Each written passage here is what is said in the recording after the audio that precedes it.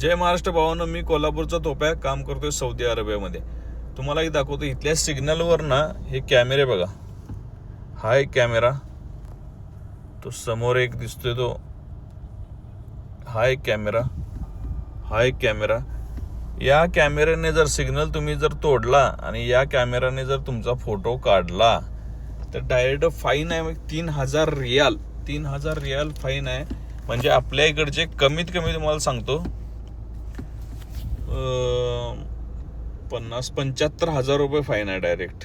Signal तोडल्यावर किती fine आहे? 75,000 रुपये फाईन आहे डायरेक्ट. आणि आपल्या इकडं तर सिग्नल कसं पण तोडून जातात, कसं पण काय पण चालते सगळं.